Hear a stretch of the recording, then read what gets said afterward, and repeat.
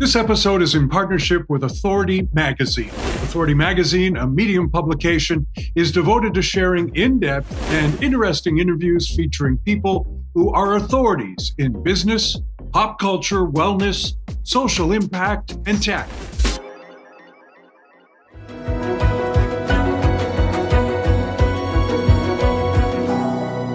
You could easily say Nan Devitt Tremblay is a TV star and a fashion icon, even though she rarely appeared on camera or on the runways of Paris. But what she did do was pioneer a form of television that took us behind the scenes, and it has been reproduced and copied ever since.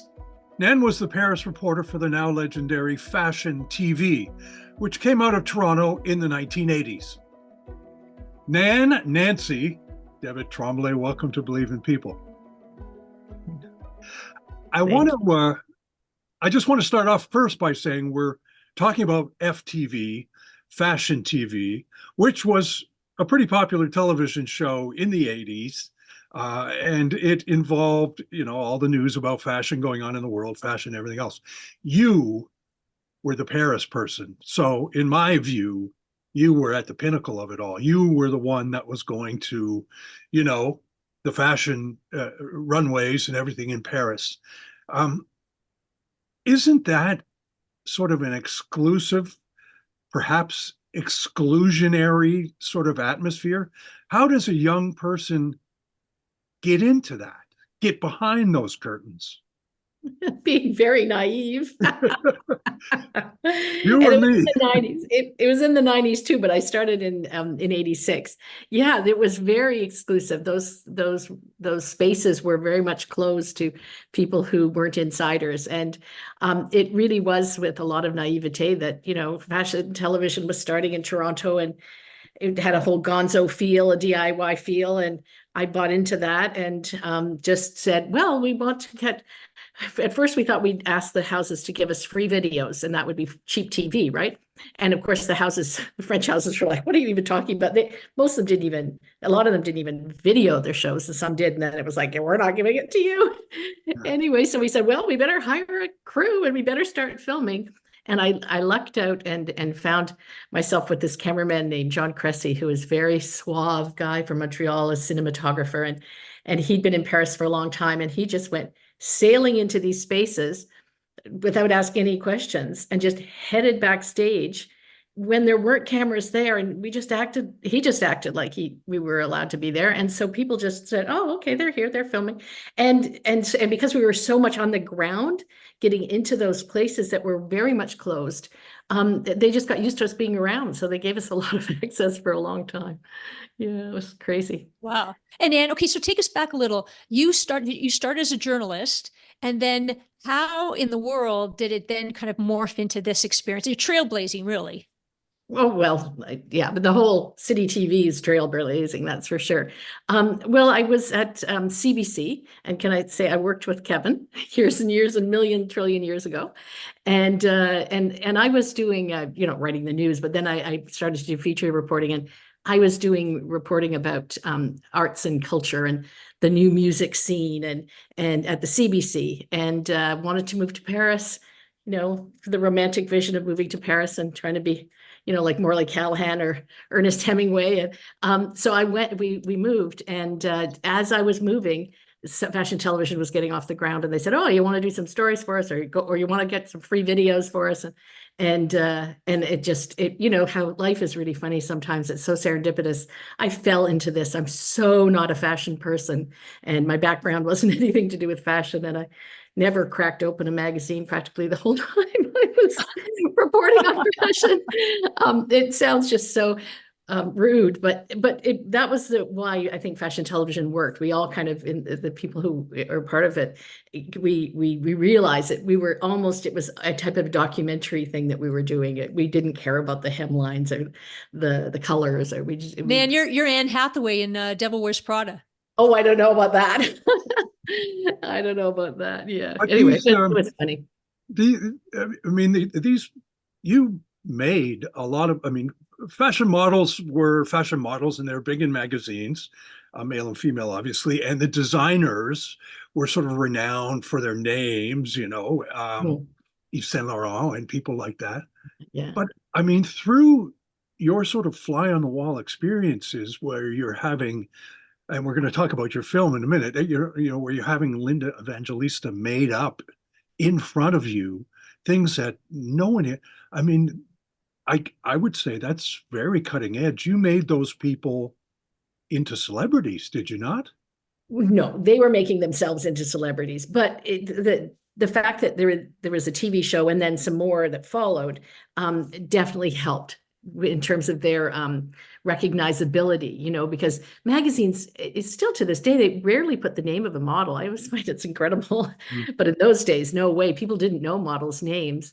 And it, it helped. And, there'd be Tyra Banks would be there with her mother and she'd be gabbing too, and people would be talking about what they were feeling and if they were nervous or if they, were observed, sometimes they said nasty things about each other, whatever, or funny things and or what they were wearing or what they liked. And also we gave them a chance to be PR people for the designers. And the designers, I can remember the looks in the eyes of the designers when they would realize how amazing this young woman with no PR training, these models, these beautiful 18-year-olds, 20-year-olds, wearing their clothes and speaking so eloquently. And so it became this kind of, the television exposure was a bit of an engine, but that was all happening. And those women didn't need us. They were going to be supers. I'm really interested in knowing more about your film, and Kevin's going to pronounce it for me. But take us through, can you share one story that you found really interesting? Something that sort of stands out for you? Oh my gosh. There are quite a few. And I'm just trying to think of what's appropriate, what I should say quickly. We've just got a half an hour here. Well, I just posted, and my Instagram is very much a practice and research tool, and I connect with people and expand what I know and so on. But anyway, I just posted John Galliano the day he ate my microphone, and that was interesting. Okay, elaborate on that one. Well, he was probably very nervy and excited, and he had just presented his first collection for Givenchy, and that was a moment where all the French old guard were there in the seats. And when I look back at the old video, their faces, they were not giving him an inch. Hubert de Givenchy had been retired at 78, but had been kind of pushed out of his own house. And there was this upstart guy that everybody thought was a little wild, given the keys to the castle. And he was wild. And he was wild. And everybody's in the audience just like, and at the end, I interviewed him, and he just said, "What do you want? I'm just a dressmaker." And he started laughing, and he ate my microphone, which was fairly obscene. And I was quite shocked, honestly, and then laughing because I always laughed when I was nervous. Anyway, so that's a moment. Well, and your film is called Carton d'invitation. Yeah. So for those who don't know what a carton d'invitation is, why don't you tell us why you named the film that? And now I'm asking two questions. The other one is that not only did you shoot a lot of this, and your husband Pierre shot a lot of it with the scenarios with your children that are also in the film, but you have a fan base all over the world. A fan base, Nan base, that it's a Nan base all over the world, and they send you clips that you have used.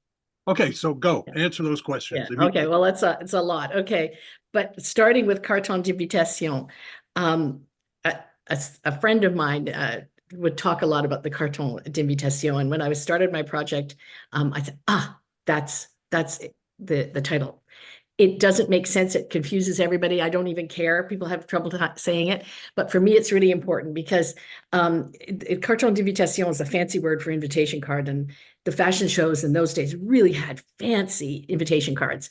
And, you would collect them. And I did. And then I threw them all out. But luckily, whenever friends would come to Paris, I'd say, hey, you want to go to a fashion show? And I'd pass my invitations to people. So luckily friends kept them. So for my film, I was able to do a bit of a montage of some carton d'invitation. Like I was that lame. Luckily friends had kept them. But I just zoomed in on this idea that I had to call it carton d'invitation because it's really the spirit of the whole thing. That I was, at the time, I was inviting my friends, but I'm aware that I was going into these, an outsider going into these really insider places, but I was taking a lot of people with me. And I became a school teacher after I did this work. And I feel like, I put invitation, I wanted to embody an invitational approach in my teaching. And I just thought that's what the movie has to be called, because I really wanted to bring everybody in and come back with me into the 80s and 90s and experience it for the first time. So that's why my movie had to be called that. But yes, through the films is all archival pretty much. And it's some VHS tapes I had, and it's a film that a video that my husband filmed of our family, but also a few times he came to work, thank God, with me. Like it was his birthday, said, oh, come on, we'll get a babysitter. And he brought the family handy cam and he shot some really wild stuff at some fashion shows and shot John and I working and so on. And so that's really great for me to have in the film. And, but there were stories that I didn't have. And I spent 2 years making the movie, and I knew there were things I wanted to say or things I wanted to show or things I wanted to explore. And I was kind of stuck maybe having to feature stuff I wasn't as interested in. And through the Instagram, people started to get in touch with me. And so a community helped me make the film because they led me to sources on the internet, bootleg sources on the internet of my work. And they knew my work. They were like, we knew there was a you. It's like I get these crazy messages. But there are even people who, for instance, there's a wonderful professor at Parsons who's also a photographer who also has a magazine, Chris Vijaltanoma, who when he was growing up in Barcelona at the age of 14 until the age of 18, he recorded fashion television every week religiously. And it was his education, as it was for so many people who get in touch with me. And their loyalty is visceral. And Chris, gave me some really important gems that are in my movie. Yeah, so people just gave it to me. It's great. And Nan, okay, so what was the span? So you finished at fashion television, or you finished the work, and then when did you decide to become a school teacher? And then when did you decide was it through research that encouraged you to do the documentary? What sort of led what to it's pretty crazy. I never ever thought I would look back. I left, not with rancor, but it was like, I have no interest in doing anything more to do with fashion. But it was in 98, I went back to school, became a school teacher. That was great. We'd moved back to Canada. I was able to understand the curriculum for my children, got my kids all through school. And it was a good schedule for a mom. And I was 64 and invited to participate in a Zoom show in Chicago at the Alliance Française with Émile Berge. And I said no, like for 6 months. It's like, I have nothing to say. There's no way. I couldn't even dream of what I would have to say. And she pushed and pushed. And I said, okay, if I can bring John Cressy with me. And the day before, we had a little meeting, and it was within a 15-second period that I realized, oh, my goodness, I think I do have some things that I could tell people about. And maybe it is interesting. And gosh, I've got that archive at home in the basement that I could start playing with. And I really decided on a dime, like 15 seconds, oh, I'm going to retire. I'm going to do a master's in documentary media. I'm going to make this documentary. It was in a flash. I never really understood. I didn't understand that it was interesting. And what I discovered is that nowadays, the 90s is really in.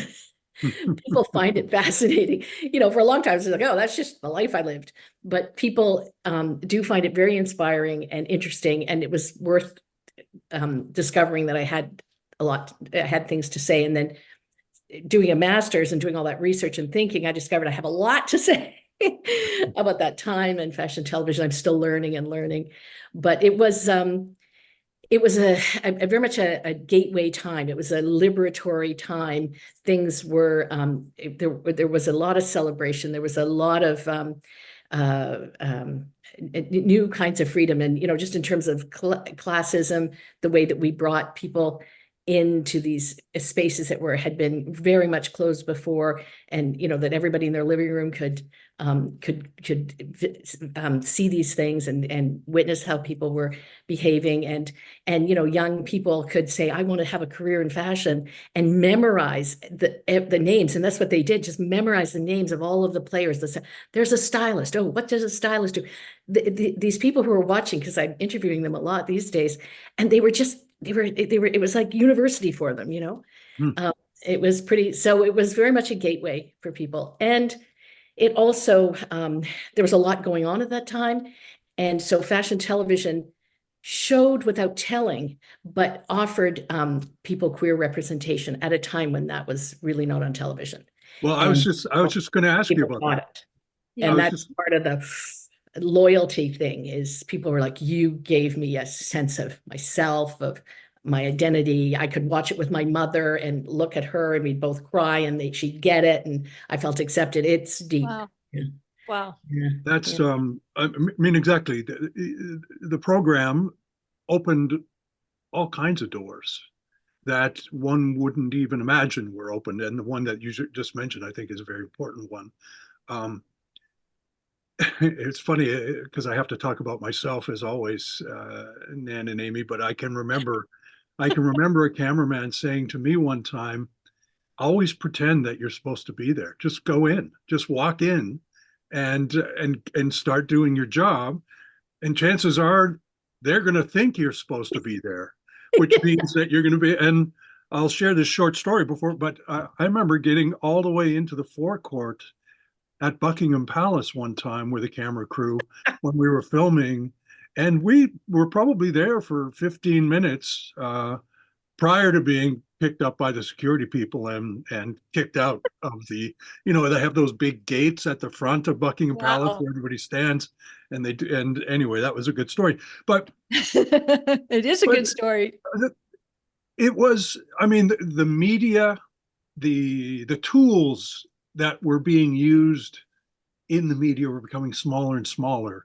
You could be a fly on the wall watching Cindy Crawford or whoever getting made up, and so everything became so much more accessible. And I think a lot of it became accessible because some of the cameras, sorry, I'm interrupting your question, but I found some old pictures recently, and John, those early cameras that John was using, the old beta cams, they were still pretty heavy, but they were lighter than they had been. Yeah. Anyway. No, but because of that, yeah. I mean, would you go so far as to say, things like reality TV and those sorts of shows came from what you were doing? I don't think I'd go that far, but we certainly happened before. You're too polite. Yeah. I think so. And Nan, who's your biggest influence? My influence? Oh my goodness, you've caught me by surprise. Let me think. In fashion? In any which way, who influences you? Gosh. Oh my gosh, you're gonna have to. I'm just trying to think of somebody. Oh, okay. I'm trying to think. Should this be somebody who's influenced me my whole life,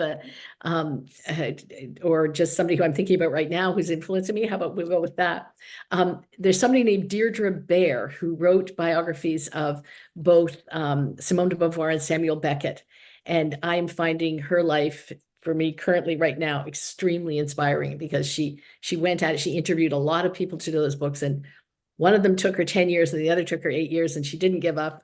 And she faced in the 70s and 80s in academic life, she faced a lot of sexism. So she's a bit of a hero for me currently. I'm finding her very inspiring. Yeah. Let me ask you, Claude Montana has recently left this planet. Mm-hmm. So many other names, Yves Saint Laurent, for example, many years ago. And these people became household names through their fashion. What is it, Bill Blass, all these kinds of people. Yeah.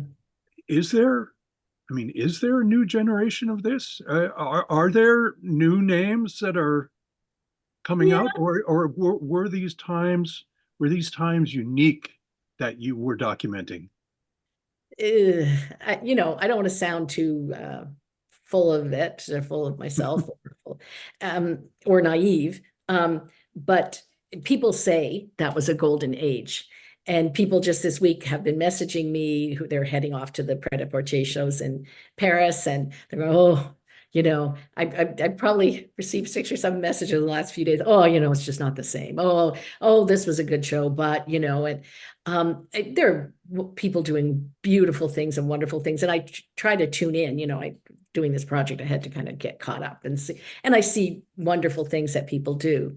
But that very much was an age of very strong personalities, and it was just basic thing is that the name of the person was the name of the house, Yeah. and it was a different time. And I left in 98 and just kind of completely forgot about everything and tuned out. But going back and doing the research for this project, I realized that just after me in that 2-year period, so many of the people that I had who are in the movie were out of business, or their companies, the companies are still going and selling perfume, but they were pushed out. So there was a real turning point in the late 90s. It's Yeah. dog eat dog. Yeah. Yeah. Now, another thing is just, just on the subject of everybody's gone. I screened my movie in Dublin a couple of weeks ago, and this wonderful designer, Peter O'Brien, who was at Rochas for a long time, and before that, Chloe and all kinds of places, but he was the Rochas guy. And he brought his friends, and he teaches fashion, and he brought Irish journalists and everybody, his students, and his family. And his brother just was like bugging him on the way in the door. Are you going to be the only person in this movie who isn't dead? It was almost true. And now Claude makes it. Oh, anyway. Nan, I was just thinking about this. It's so satisfying being in film. It's very satisfying because it's very arduous to create something like this. Hence the reason why it took 2 years, especially documentary filmmaking. Hundreds and hundreds and hundreds and hundreds of hours of footage. You've got to take it down. Yeah, it's nuts. And so you're right now, you're at the screening stage, and I imagine, distribution or film festivals or Netflix, which I think Netflix, if you're listening, this should go on this, and which you could very easily, by the way. And but I'm just wondering, where are you? And plus the fact it's very satisfying to watch your film and do Q&A because you created something. Where are you on your journey for this film, and what do you hope for? Well, in a week or so, March 11th, I'm going to be showing it at Central St. Martin's, and I'm very pleased about that. And in London. And that's where John Galliano and Alexander McQueen and absolutely Peter O'Brien, everybody went there. And I have to admit that I feel deeply satisfied about that turn of events. And I'm invited to go to Parsons in New York in the fall, and that's great. But I can just rest now. I had the incredible, I showed it in Berlin. That was every audience is so different too. They were crying in Berlin. I was invited to Chicago by the Art School of Fashion Art Institute of Chicago and the Alliance Française. And so that was very exciting. And I've shown it in Toronto and in Paris in 2 places, and now Dublin and now Central St. Martin. So that's been very exciting. And as it's a bootleg film, it's an art film, I can show it, I can screen it when I'm there. Old Lady Math those are my conversations. So I made a film out of my conversations, but I don't have the rights. And I can't Right. put it in the festival. And, maybe, who knows, maybe I'll decide to cross that road, but I don't think I will. In terms of where it's going now, while I was doing the research, I couldn't just, thinking about an archive for 2 years, could be very suffocating to think about the past. So I absolutely had to break out of that. And I wanted to research and get in touch with people. And so I started recording podcasts. So I found a lot of people I used to know and just interesting, creative people in that world. And I recorded quite a few podcasts, which I have not edited yet. So I've got quite a bit of material to still edit. Right now, I'm finishing up and will release next week a podcast that I recorded with Connie Fleming, who was the first openly trans model on the Manfred Mugler's runway in 1989. Wow. And her story is incredible. And so I'm releasing. So I've got a lot of these conversations with people, and we'll see what happens. But I'm working on a book that will be about my story, but also the story of these incredible people that I've. Wow. Do you have a working title, Nan, for that? Do you have a working title? No. Maybe yours and Kevin's book will come out at the same time. I hope so. I hope so. I hope so. But I've been interviewing. I've been interviewing a lot of people. Yeah, you better do it, Kevin. On that note, just before Amy asks you our signature or final question, I have to ask you this. I'm going to make a statement, though. Isn't it funny, Nan, how you're talking about these things, and you weren't only making a fashion show, you were making a social show. There's all sorts of social sort of recognition in terms of the kinds of people that are involved. You're giving credence to people who are working through their own sexuality, all these kinds of things, which I think it's fantastic. And it is sort of a historical sort of social comment on what life was like in the late 80s and 1990s, the things that we're going through. Now, before we go, I have to ask you this, because I'm a guy. Who is the most beautiful person you ever saw? And who is the biggest asshole? I'm not going to tell you who's the biggest asshole. Come on. Oh, come on. No. Let's say Karen Mulder and Heather Stewart White, in terms of models, where, everybody has their own taste, but and so lovely. And you just look at them, they're just perfect. They're incredible. It's incredible. Yeah, but we can, the world's full of assholes. We'll leave the asshole guy to another day. Well, actually, speaking of assholes, if you think about it, so the next question is, based on, the wonderful people that you've met, and you're in the fashion industry, so there are a lot of challenges and egos and all of that, and people that are not necessarily, the nicest people. Why do you believe in people, Nan? Well, for lots of reasons, and I'll start with there's a journalist called Marion Hume, and I just read yesterday, she was talking about something. She said, dismiss fashion at your peril. Fashion actually can tell people a lot of things. And I believe in people because humanity is so varied and beautiful. And if people, my experience in Paris, or I'm probably not getting this all right, but my experience in Paris was as a human being, and I went into every room and just treated people like human beings, and they acted accordingly, and there's people think that everybody's, they're fancy and they're high and mighty, but if you just look at somebody in the eyes, you can usually connect to them, and they'll be human, and it's very encouraging. And, so I don't know if I've answered you very well, but. You did. Thank you, Nan. Nan Devitt Tremblay, the film is called Carton d'Invitation. The show was called Fashion Television. Everything out of Paris was Nan behind the scenes. Not everything, not everything, but a lot of it. And thank you so much for spending some time with us today on Believe in People. Thank you, Nan. Thank you. Thanks, Nan. Okay, the word that I was desperately searching for there was validation, in that the work that Nan was doing was broadcast all over the world. We're talking everywhere, Asia, everywhere in the world. And, for people who were challenged with their own sexuality at those times, and Nan has told me, people from all kinds of backgrounds, farming backgrounds, people from India, people, were allowed to validate themselves because there was a show that helped validate them. And she was on the front lines of that. And I think it's wonderful work.